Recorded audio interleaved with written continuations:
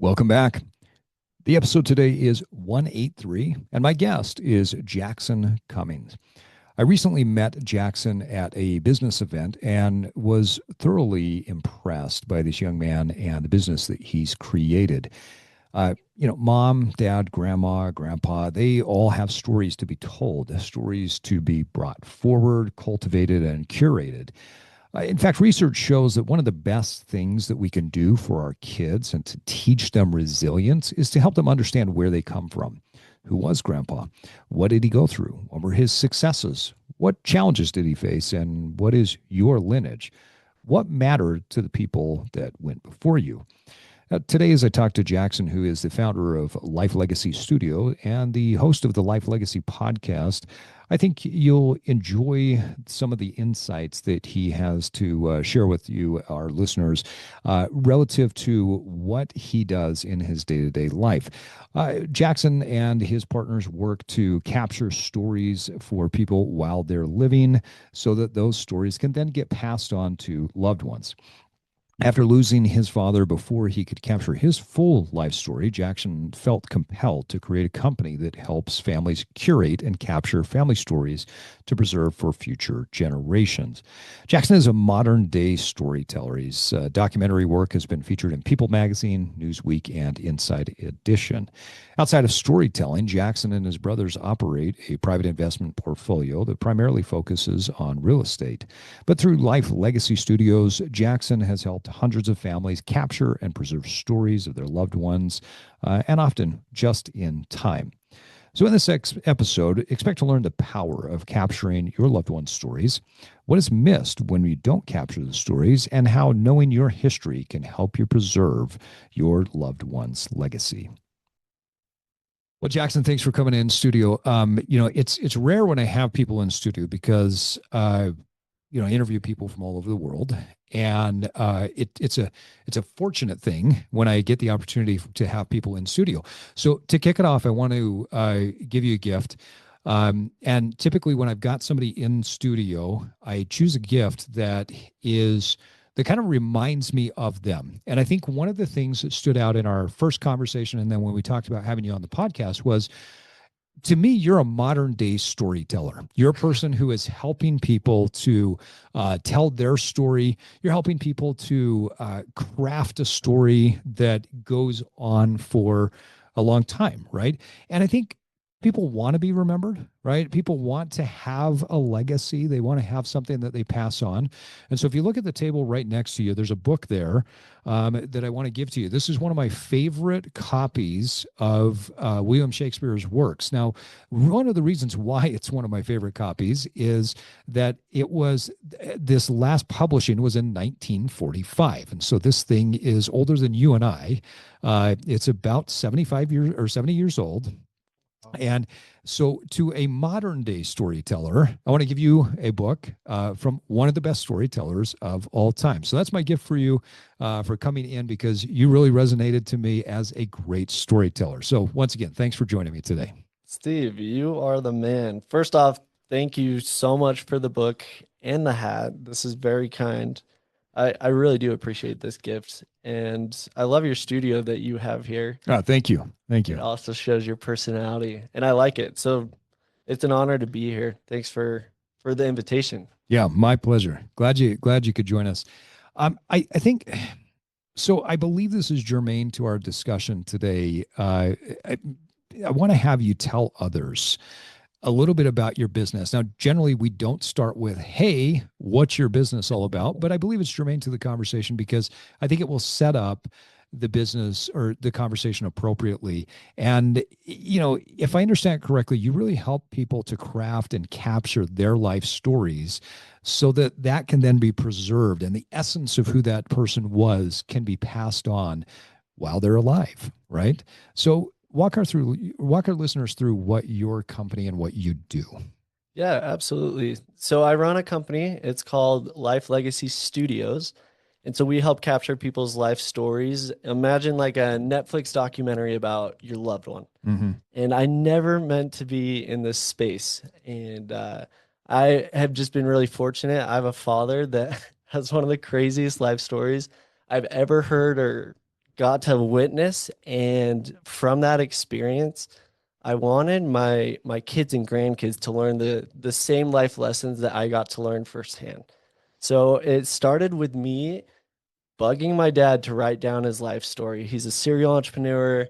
He was like an MC of every event. He's hilarious. And then he also had this side where he would go to Mexico all the time for business. And I'd be like, "What are you packing?" And he would be packing all these backpacks and things to give to the people of Mexico for the kids. And so I was just able to learn so much from him. And so I was like, "You have to write these books." And being a serial entrepreneur, he just never made the time to do it. And after 5 years of bugging him, nothing happened. Not one sentence was written. And one day I was watching a Netflix documentary and I just got hit by a train when I was watching it. It was someone talking about their life and kind of showcasing it. I was like, this is exactly how I want to capture my dad's life and his story.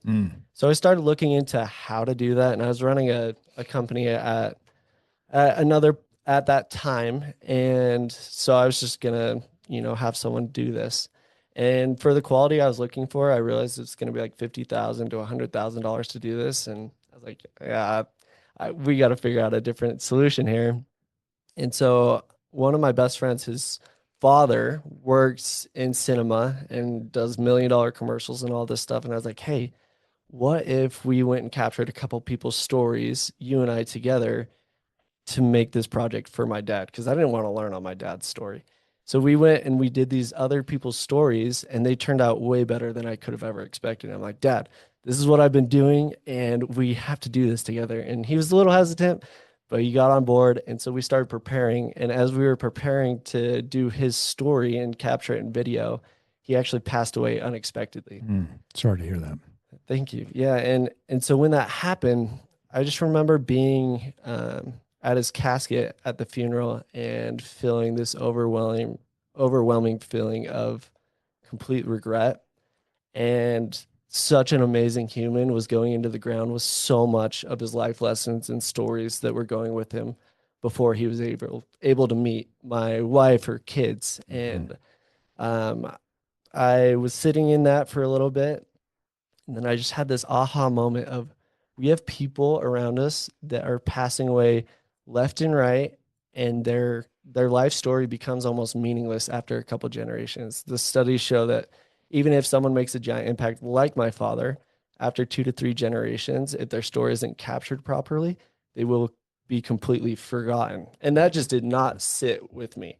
And that was when I was like, you know what? I'm going to create the most effective and efficient way to capture someone's life and their story so that the future generations will actually learn from their loved ones. And these loved ones will be validated and that legacy can live on properly. And so that's how this journey got started. It's a beautiful start. And I think it is those moments in life where maybe there's a tinge of regret. You know, it would have been nice if we could have got Dad's story before he passed away that push us in a direction or maybe create more jet fuel to move us in that direction, isn't it? Oh, definitely. Well, to run a business where I understand what the outcome is if you don't do it, it gives me such an urgency and the level of importance is so large for me and it would not be the same if I didn't go through that. And so in a way, it's a very hard way to start the company and all that. But but if I didn't go through that myself, things would have been very different. And from that experience, we've now helped hundreds of families have their loved ones captured in a timely manner that was really meaningful. And so really grateful for the work that we get to be a part of and the stories that we get to hear are phenomenal. Yeah, I think one of the things that resonates with me about your story is I've always had this pet peeve that we eulogize people posthumously. So after they pass away, we talk about how great they were and we tell stories and we remember these things about them. And one of my observations has been we don't do that while they're alive. People pass away without hearing the wealth of knowledge, without hearing the wealth of information and adoration that we have for them. And I had a few people in my circle pass away a few years ago. And I just sat back at the funeral and I thought, man, I wish they were here to hear this, because I don't know how many of the people sitting here, creating these eulogizing moments, actually told them what they thought of them before they passed away. I think that there's a pay forward when we share our stories, but I also think there's a payback that we give to people when that story is created. Your mission seems to be the opposite of what society does today. We're not waiting to eulogize somebody after they pass away. You're capturing the good that mom, dad, grandma, grandpa created in their life. How do the individuals feel when they're telling their story? Yeah. Well, first, I think with what you were talking about, it comes to a level of vulnerability that's hard for humans to put their love out there, even for their own family, to say, I love you when it's not normal to say, I love you, or I'm grateful for the example that you've given me. That's not a normal conversation. And because it involves vulnerability, and to answer your question a little bit more, I went through that experience with my father where at the viewing, I remember it was so special. It wrapped the people that were just waiting at 10 o'clock in November, wrapping around the building and going out the building to honor my family and my father, Mm-hmm. and hearing all these phenomenal stories about my dad that I'd never heard before. And I loved the experience in a weird way, but I also absolutely felt horrible for my dad because I know he was lonely a lot in life.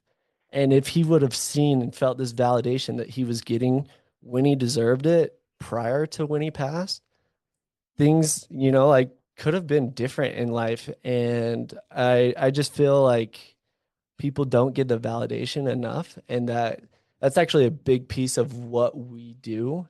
And so after we create this documentary for these people, from that experience of my dad, I was like, people need to get validated more and this love needs to be shown. So what we typically do is we bring everyone together and we'll watch one or two episodes of their docu-series about their life with all their loved ones. Mm. And their loved ones will then we'll invite them to share, a favorite memory and why they love them. And it creates this feeling in the family of validation that I promise their loved ones have never felt before, where it goes down as a top 5 day of their life of feeling so special.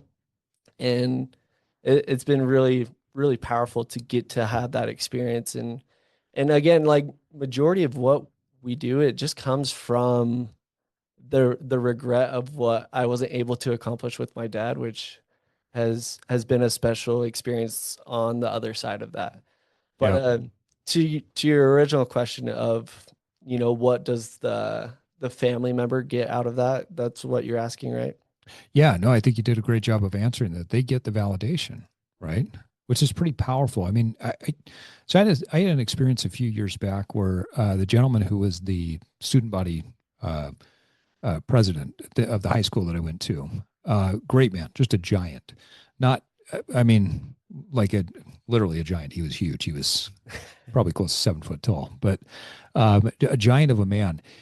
He experienced some really tough times, and he ended up choosing to take his life. And I remember sitting there in the funeral thinking to myself, we failed him. It wasn't his failure. We failed him to give him the appropriate amount of feedback and love, and to help him to know how important he was in our lives as life continued. And you talked about loneliness. I think many people experience loneliness, right?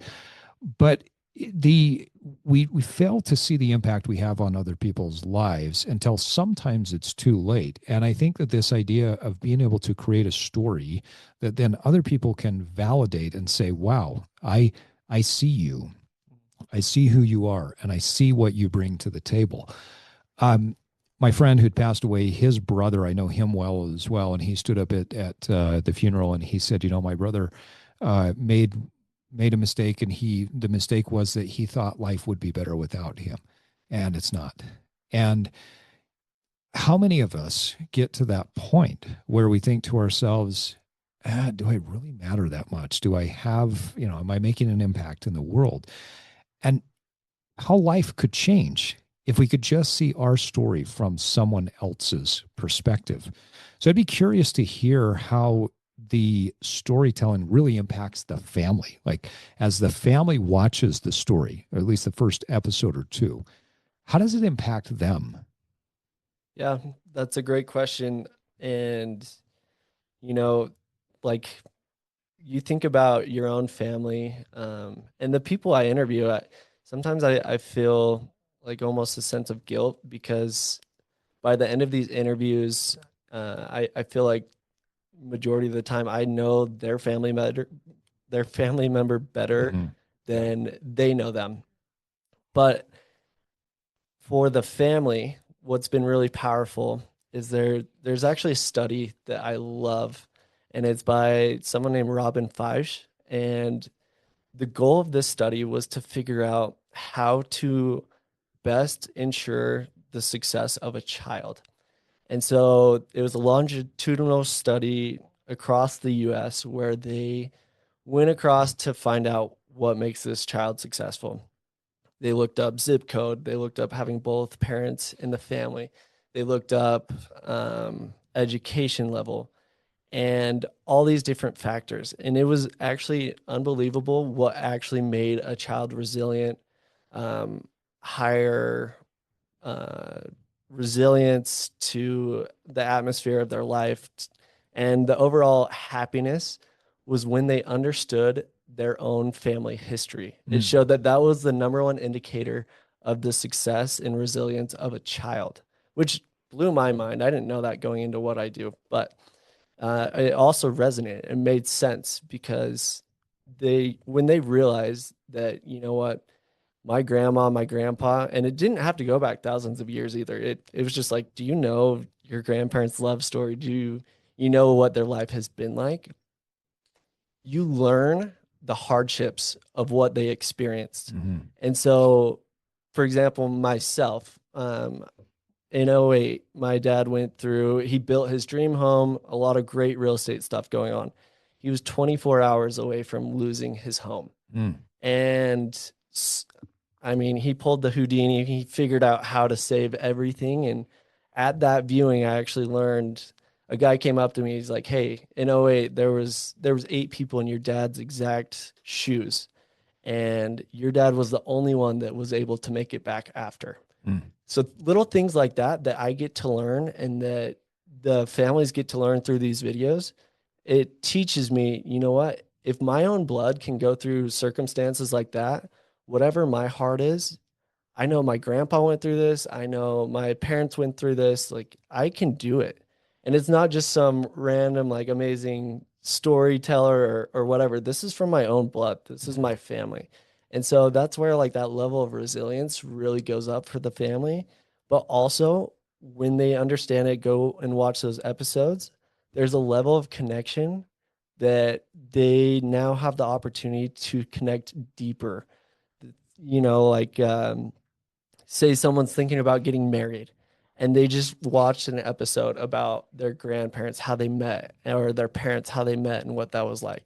That's going to open up room for a conversation to deepen their relationship. So, on a science level, it's one of the number one indicators to give your children a higher level of success and resilience Mm-hmm. and just a better life overall. And then number two, it's going to open up the doors to have conversations that would likely never happen. And so those are the overall important reasons that really is key to have it. Yeah, that's great. I wasn't aware of that study, but it doesn't surprise me. You met my son Johnny on the way in, and aside from his perfectly coiffed hair and his amazing business that he runs, um, He part of does have cough what's there. yeah part of what's great about him is he's named after my great great great grandfather, who was I think he was the second governor of Utah. And one of the things that we talked about as he grew up was, hey, you have a long history of people in the family that are leaders, people who have been leaders in business, people who have been leaders in politics, and part and parcel to that, you'll have a mantle of leadership. And so whether that means that you become a father and you're a leader of your own family, or you are a business leader, or whatever it is, you need to understand the value of leadership, and you need to. And so we started those conversations at a very early age. And everybody that meets Johnny, gets to know him, says, wow, that kid is impressive. He's smart. I can't believe that coming out of high school, he already had his business set and running. And it makes a big, big difference when you understand what your bloodline has done. There's lessons to be learned of maybe what to stay away from, and then there's also lessons that you can say, "Wow, they did that. I wonder what I could do." Right. So I love that takeaway. I think and resilience, probably the number one thing that I see is lacking in kids today. Like we need safe spaces for everything. No, you don't. You need resilience for everything, right? Um, I believe that there's an art and a science to feedback and being able to give positive feedback. One of the things that I learned traveling the country, working with top executives and athletes, is they all have the same basic need. They all need great feedback, and they all have the need to hear the things that they're good at.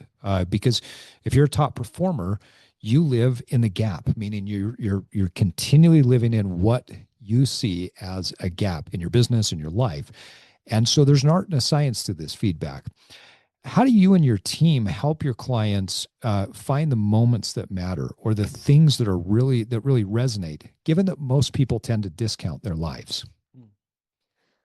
So, first off, I think with feedback, um, when people know that you're giving them feedback out of love, it depends like where the feedback is coming from.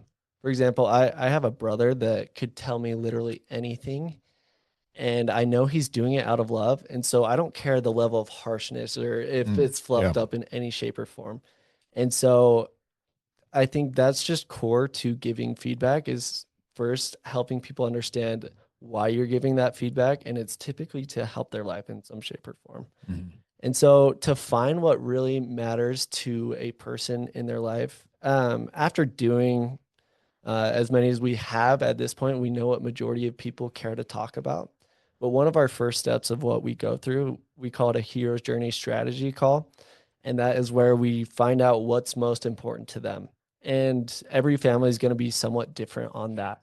And so we just dive into really what is core to them and, what have been the most pivotal moments of your life. And if you pass away in the next 5 years, what do you really care for your loved ones to know? And that's kind of the starting basis. I don't want to give an answer that's for everyone. Um, but some questions to think about as you are listening to this and reflecting. It's like, what has shaped you? What has mattered in your life? And what was the information that your parents or grandparents gave you that made a really big difference in your life?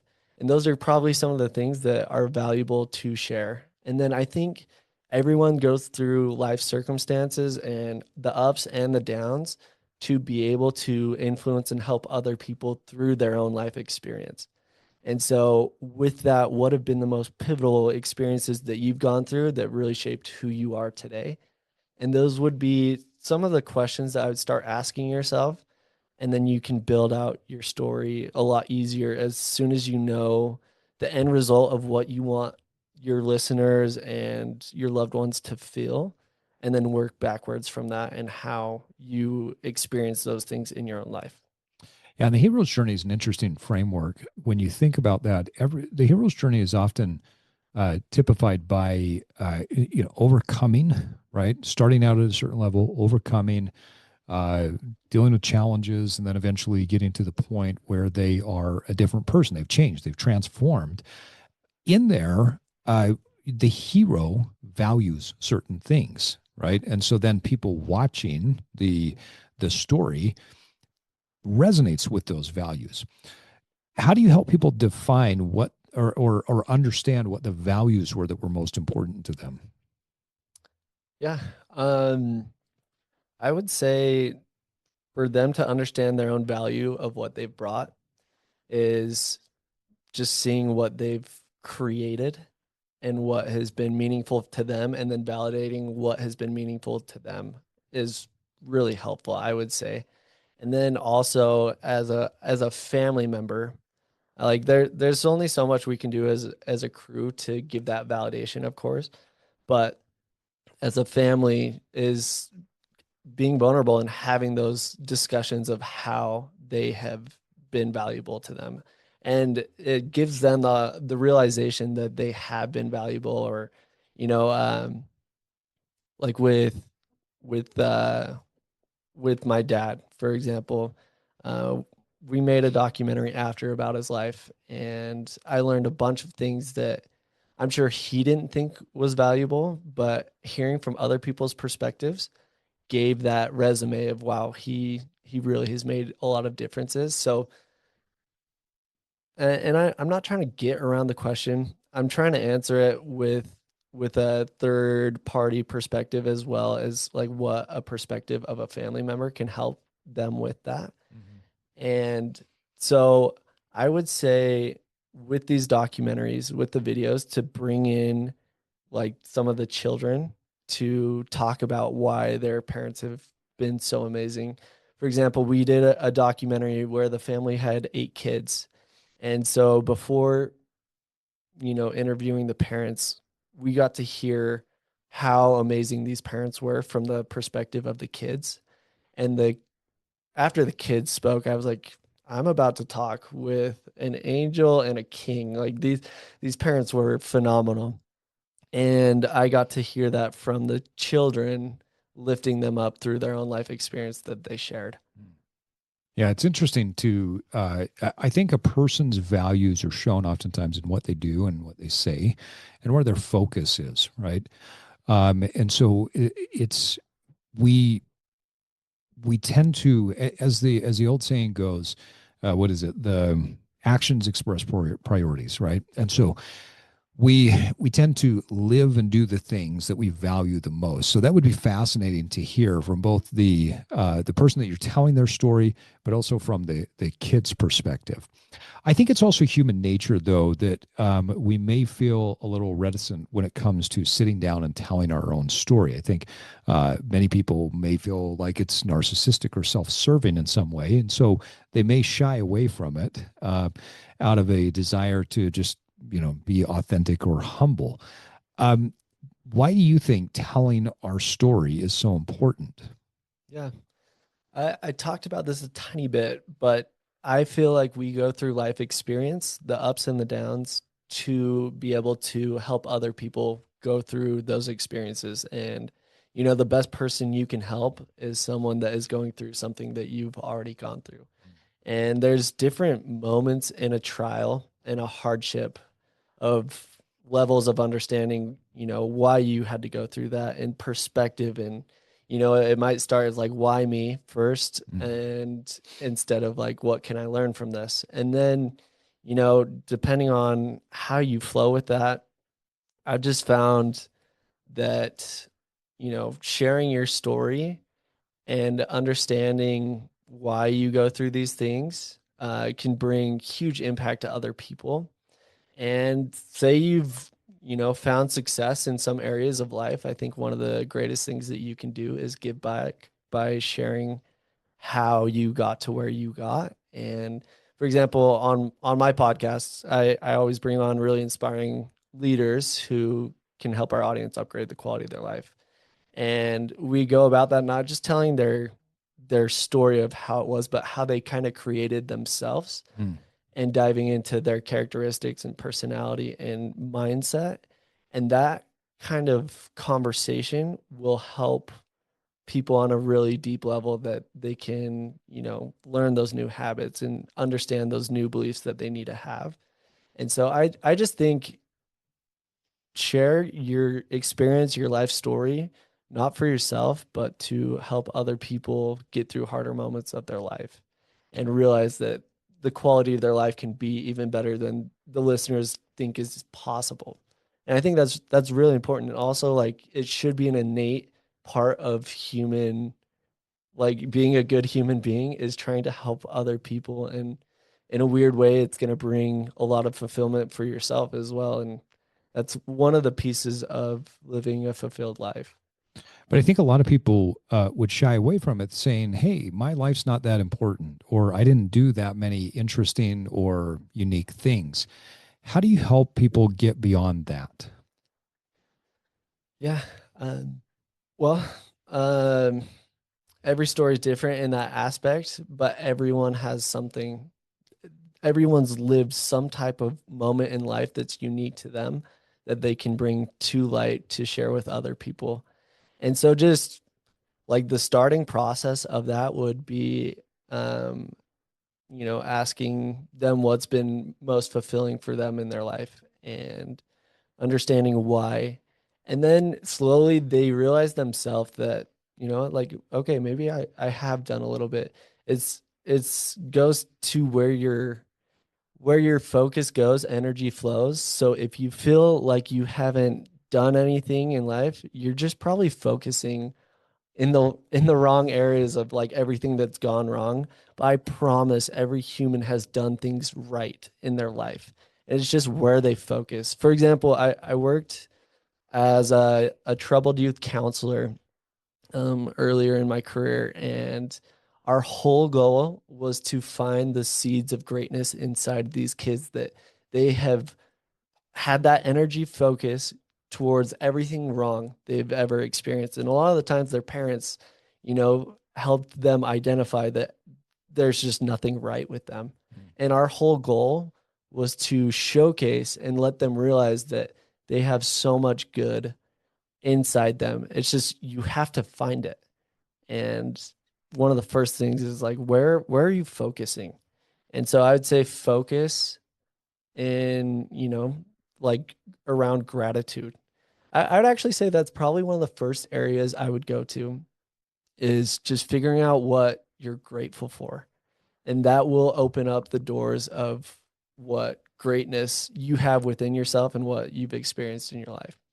That's an interesting perspective because gratitude really puts things into a much broader perspective, doesn't it? It helps us to understand what's happened within our lifetime. And then, where are we at right now? And my wife and I were talking about this a couple of days ago that just in our lifetime, I'm 49 years old. And so I don't think I've lived a very long life up to this point, but, I, there's a lot that's changed in my life. I remember the first time a computer got brought into our home when I was a kid. Those didn't exist before, right? I remember the first gaming consoles, the Atari systems and the Coleco. And I think back to that. And nowadays, young boys are addicted to these crazy gaming consoles and they're on them 24/7. That didn't exist when I was a baby, right?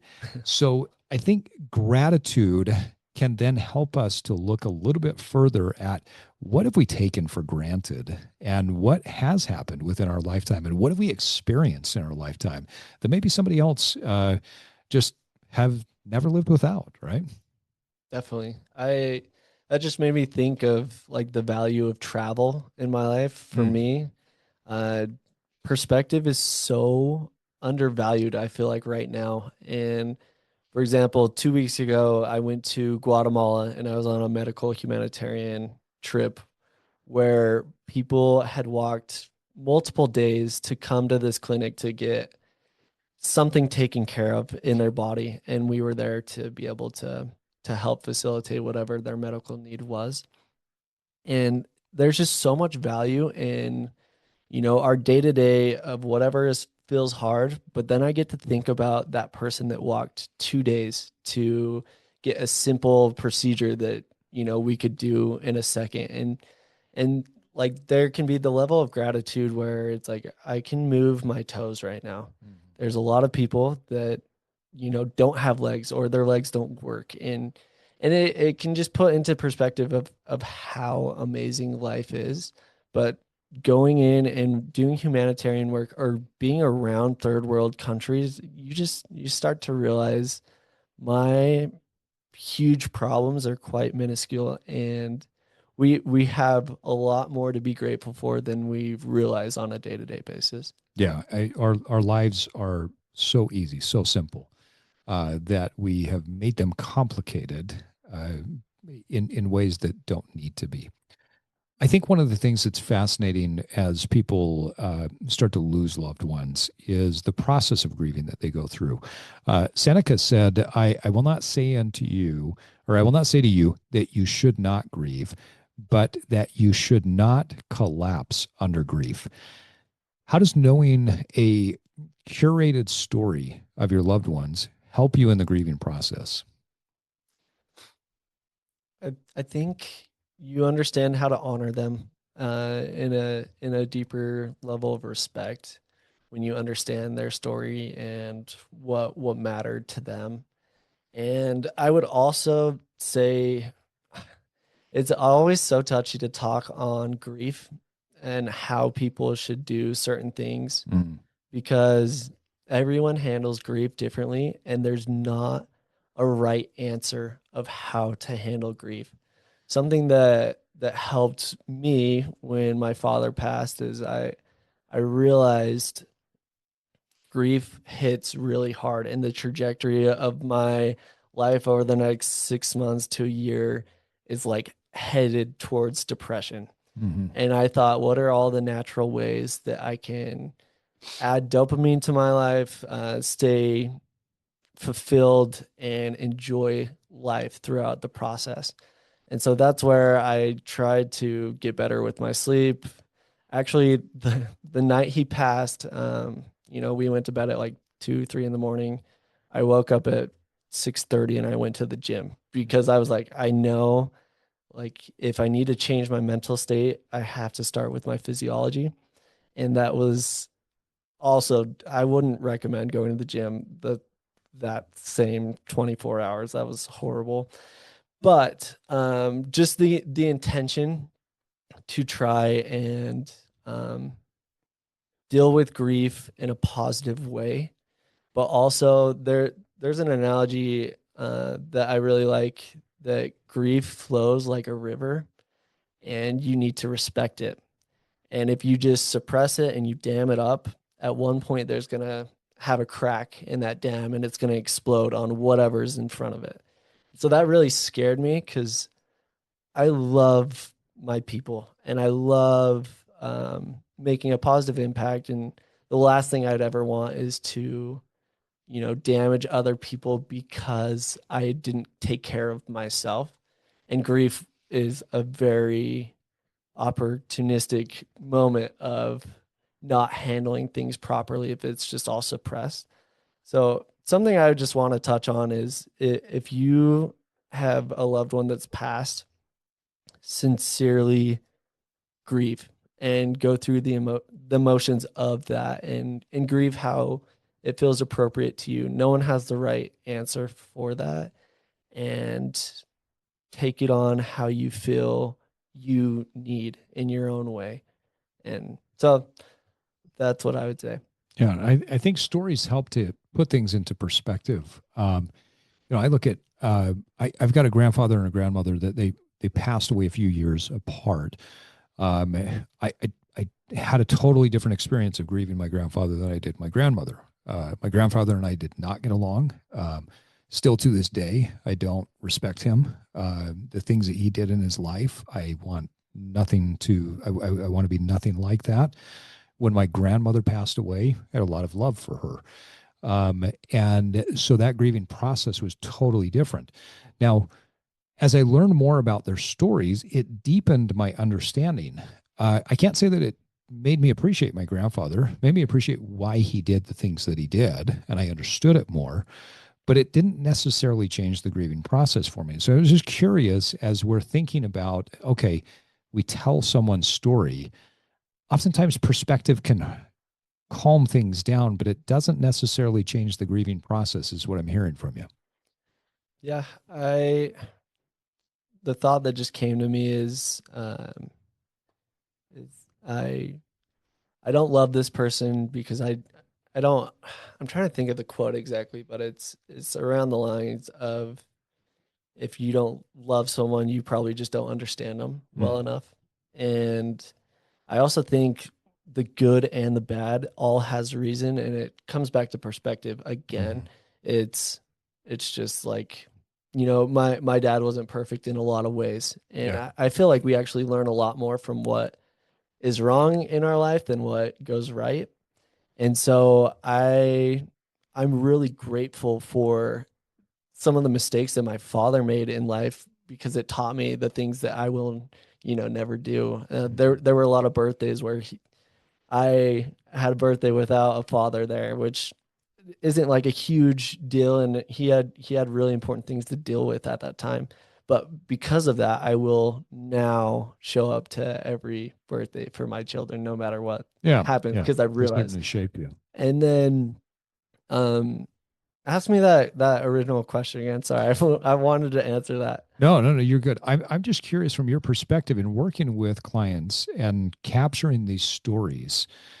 How do they then take those stories and utilize them in the grieving process? What have you seen? Yeah.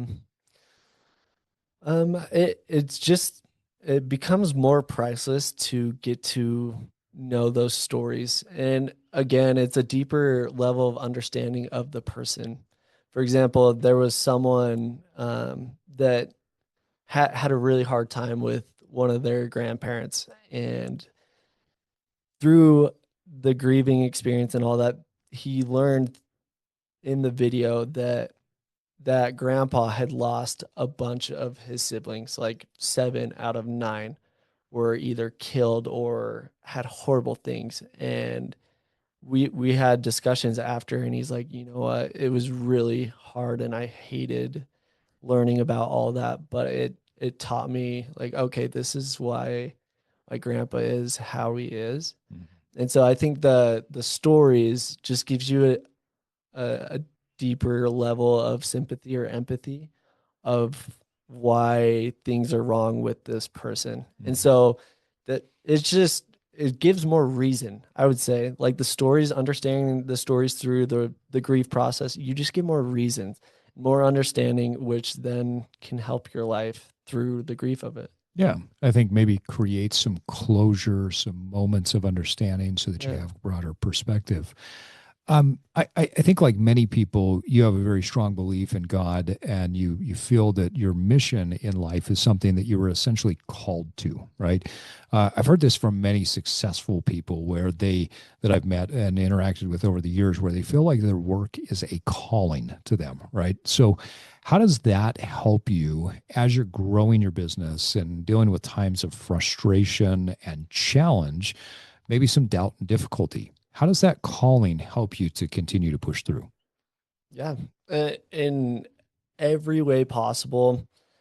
For me, with the work that I get to do, I think in a way it's helping bring people closer together as a family, as well as coming closer to God. I've seen that a lot, and this has felt like a huge calling from God in my life to do this. And I know whenever I'm pushing and centered in God, all things will work out.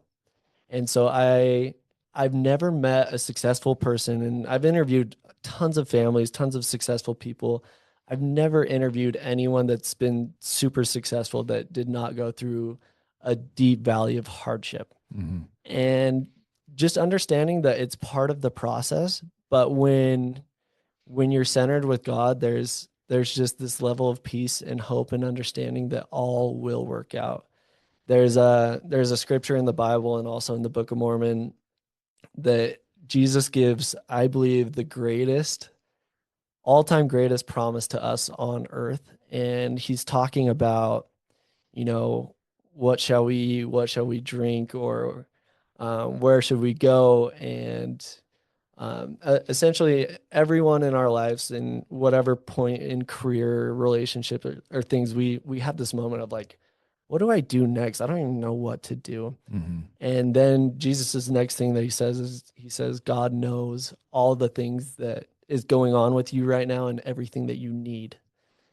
And it's like, yeah, totally. My greatest mentor, my greatest support is everything that I'm experiencing in my life right now. And then this is where Jesus makes the promise that it's seek first the kingdom of righteousness, and all these things shall be added unto you. So, pretty much saying if you put God first, in you don't even have to be perfect, but intentionally try to have God be number one in your life, then everything you could ever want and need in your life will come to pass. Like that's the promise that God will give you everything you need. And that has given me the confidence to take on bigger risks than maybe what some people would do. And just with the understanding that God will fully take care of me if I'm trying to do my best to put God first. And you're still young. You're not even 30 years old yet, and yet I think you have an interesting perspective, having had the opportunity to hear stories from I don't know how many people at this point, right? But having interviewed what maybe hundreds or thousands of people right now with their stories, what are some common themes that you see in people's lives? For instance, like what do people worry about that then they later on say, I wish I wouldn't have? The first thing that came to my mind is like that first child, they and anyone that's been a parent, and I haven't, but I feel like I have some type of understanding from hearing all the worries and understanding of that is uh you know one little scratch, you'll take them to the hospital, and you treat them as if they're glass Mhm. and can shatter it from anything. And then you notice 3 or 4 kids down the line, you realize like everything is gonna be okay. Yeah, you're grabbing them by their big toe, dragging them, hair in the ground, dirt. It doesn't matter Yeah. after you get to two or three. Then I would also say like a common thing that I still feel like our society really struggles with is the art of fulfillment, Mm. living for what matters most. I feel like there's a huge lack of clarity, and there's this big push of comparison and where you should be at, and a lot of it is stemmed in like financial, um, if you're financially free or really well off, and so people chase that their entire life, and then they get to a point where they have everything they could ever want, but then they're unfulfilled. Yeah. And so something I learned in my personal life, and I feel like it taught me so much, was when I was 12, my dad and I, we always talked about business and stuff. And I know he was doing pretty well. And one day we were just talking numbers, and he told me what on paper he was worth. And to me, it was mind blowing. And I was like, okay, this is what everyone chases after. And I was really confused as a 12-year-old because I remember thinking, I don't want your life exactly, but you have everything what everyone wants. Like, what is going on here? And it taught me to go down this searching for what really makes people fulfilled. And so through the interviews, through studies, I've learned what really makes people fulfilled. And, the worries and all that, what people care about, majority of it doesn't matter, and majority of it is out of your control. But the studies all show that there's 4 things that are really important.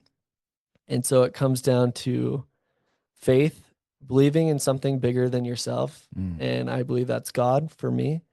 And 2, your family relationships. You need to have close family relationships. And 3, you still need to have friends. You still need to make the effort to have friend relationships. And 4th is along the lines of work, where you should be achieving, your life purpose. And every once in a while we're pulled to something. It's your job to act on that. For some reason you're getting that, and you're going to feel fulfilled when you are chasing and achieving that. Then the other half of work is serving. When you're serving other people, it's going to bring this really great feeling to the other person, but it does something within yourself where you feel like you're doing something bigger than yourself. And it gives this feeling of fulfillment. And so through all the interviews, studies, and all that, those are the core things that are most important: Mm. faith, family, friends, work, achieving your life goal, and serving. And that's the recipe to live a successful life. And of course, I'm still younger and I don't know the ins and outs of a lot of things. And I have so much to learn. I've noticed in my own personal life as I've focused on those things, my level of happiness, my level of peace and joy are a lot higher when I'm focused on that. Yeah, it's pretty fascinating. So I sit in the health and fitness space, and so I'm obviously talking to people about how they move, how they exercise, all of these things. But the reality is, none of that matters compared to one major metric in life when it comes to longevity. And that one major metric is your relationships. And if you have great relationships in life, you will live longer. If you have great friends, if you have great relationships with your family, you'll live longer and you'll be healthier. Like we know this now through multiple meta analyses, it, population studies, longitudinal studies, they have all proven that that's the number one thing. And so, for any of my clients listening to this, ignore that point and go back to eating the way we've talked about. But honestly, those relationships are critical. Hey guys, real quick before we get back to our conversation, I want to invite you to go to becomeanevolvedman.com and join the newsletter. Through our newsletter, you can stay up to date on all of the great things that we're doing at The Evolved Man and at Evolve. Get information on how to dramatically and drastically change your life for good, and just get information on how to continue to evolve in your own personal journey. That's becomeanevolvedman.com, and sign up for the newsletter today. I'm curious, Jaxon, as you listen to people and their stories, what's a common moment in life that people value the most? Yeah. Uh, this kind of surprised me at the start. Because the people we've talked with have done phenomenal things on big scales and working with billionaires and all these things. It has all came back to family. Mm. The the number one greatest accomplishment that these people have had is their own family, which makes sense, but also it shocked me a little bit to understand at that level of, everything they've gone through.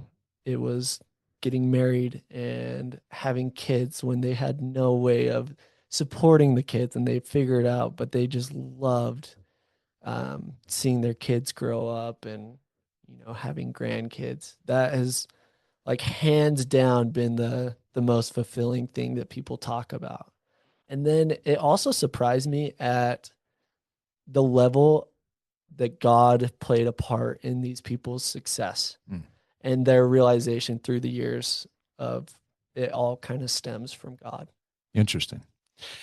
So you're a modern day storyteller. You also have a podcast where you talk to and you interview people, share their lives. Can you tell our listeners a little bit more about your podcast and what that's all about? Yeah, so the podcast initially was because I wanted to help people upgrade the quality of their life. And at the time it was about it's been like 2 years now. And I was like, as I grow influence and all that, how can I add value to more people? It's like I'm gonna bring on the most well-rounded, successful humans that I know to come showcase how they are who they are. And that's where we talk about their habits and their growing up and what really changed them as a human. And it's all to showcase to our audience that anything is possible. And we all have this level of belief, and there's a ceiling. And so I bring on people that have made hundreds of millions, billions of dollars, and are really well rounded humans that can teach that everything that you want is sincerely possible. You just need to dream bigger. You need to execute a little bit better. And again, the core of these people typically there's a level of God that has played a big role in their life. And so I've been really honored to have the phenomenal guests that we've had. And I just feel like I'm getting a PhD on life of of what really matters and how to achieve big things. And what's the name of the podcast? It's the Life Legacy podcast with Jaxon Cummings. Right. And people can find that on all podcast All platforms. platforms. So, final question for you. I'm 49 years old. I turned 50 in May, right? And I'm one of those guys where I get an idea stuck in my head, and I'm just going to go all in on it. So, I challenge my clients to set and go after what I call a 50-50 goal every year. And that 50-50 goal is you're going to pick something that you got a 50% chance of achieving and a 50% chance of failing at. The reason that's so important is because if you don't have at least a 50% chance of failure, then it's never going to reach that level of life change that you're looking for. And so a few weeks back, I guess a couple months at this point, I decided on my 50-50 goal for my 50th birthday was going to be that I'm going to go out there and try to run 50 miles in a grueling trail running race. And so that's my 50-50. At Trail, 50, yeah, not 50. normal. Yeah, not normal because I don't identify with normal. Good. So 50 miles on a trail at the end of March, and I'm trying to run those 50 miles before my 50th birthday. So, keeping that in mind, if you were to interview me for how do you call these Netflix documentaries, right? So something like that, and you were to say, "Hey, Steve," and we're fast forwarding a year from now, and let's say that I achieved it, or maybe I failed. I don't know. I think there's probably like a 75% chance of failure for me on this, if I'm being honest. What advice would you give me? What would you want me to think about or capture along the way that I could then pass on to my kids? So you're saying that you did achieve it or not achieve it? You don't know, Let's or say that we're going with the odds and I didn't achieve it. Maybe I got partway through and I got pulled out because I couldn't make it through, right? So let's say that I didn't achieve it. Let's go with that one. What advice would you give me along the way? Or just either way, what advice would you give me relative to capturing a story that then might be impactful to my kids once I'm dead and gone? yeah, I think doing these hard things gives you more perspective and more understanding of yourself. And I always think that's one of the most impactful things that you can do. And so, achieving it or not, uh, you know, it we get really stuck on the outcome, but a lot of life's journey is finding out how to enjoy it along the way.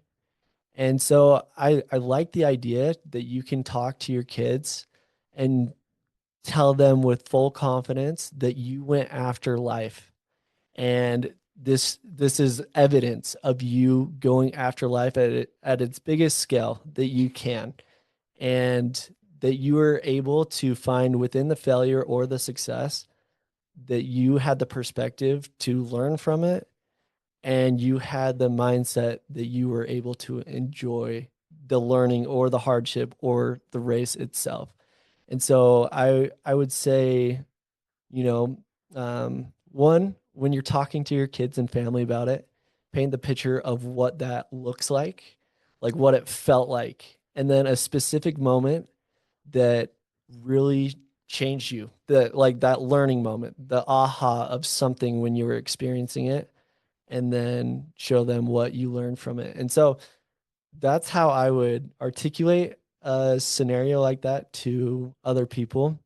But my advice on going through that and doing it is go as big and as hard as you can and do the preparation that it takes. Anything worth anything in life is gonna cost you a lot, and there's gonna be sacrifice that's involved. And I think that's beautiful. There's a lot more beauty in hardship than people realize. And one of the greatest things you can do is just face it head on. Love that. Well, Jaxon Cummings, thanks for coming and having this conversation with me today. For people who want to learn more about what you do, maybe they want to listen to the podcast, maybe they want to hire you to come in and help to tell mom and dad or grandma and grandpa's story. How do they find you? Yeah, so probably the simplest way for most people will be through social media, which it's Life Legacy Studio and Jaxon Cummings Official. if you go to me, you can find everything. And sincerely, anyone that's listening, I want to be your friend and I want to support you in some shape or form. And so, more than finding our stuff, I think, yeah, where you can best find me and I can guide you where you need. If you want help with your parents or loved ones, I can guide you through that, and just let me know that it came from this podcast and I can get you a discount. Great. As well with the Life Legacy podcast, um, just social medias as well, or any platform. All right. And we'll put all of those links in the show notes as always. But Jaxon, what a great conversation. Thanks for coming in, and appreciate your time.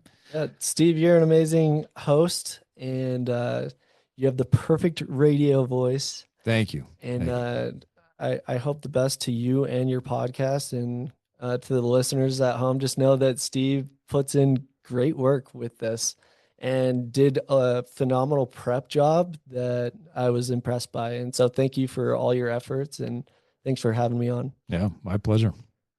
Hey, guys, I want to thank you for listening. Hey, do me a favor, will you? It'll take you less than 30 seconds to click on your Apple or Spotify account where you're listening to this podcast on and give us up to a 5-star rating. If you found value in this episode, please share it with a friend. We tend to grow faster when our episodes are shared from one friend to another or one colleague to another. And so I would be eternally grateful if you would do this for us. And if you're subscribing to us, or if you're not subscribed to us on YouTube but are watching it, please subscribe and turn on the notifications so that you can continue to get notified for all of our upcoming episodes and videos. Thanks for joining me for this episode of The Evolved Man. If you're learning from and gaining value from this podcast, please subscribe to the Evolved Man newsletter, where I can support you even more in your evolution. I want to help you reverse engineer your success. The Evolved Man newsletter is like getting a free coaching session with me every week to keep you moving forward on your path to personal success. Go to theevolvedmanpodcast.com to sign up today. If you found value in this episode, you can give us up to a 5-star rating on Apple and Spotify and share it with your network. That's the best way to support the podcast so we can continue to get on great guests and provide you this amazing free content. Until next time, keep evolving.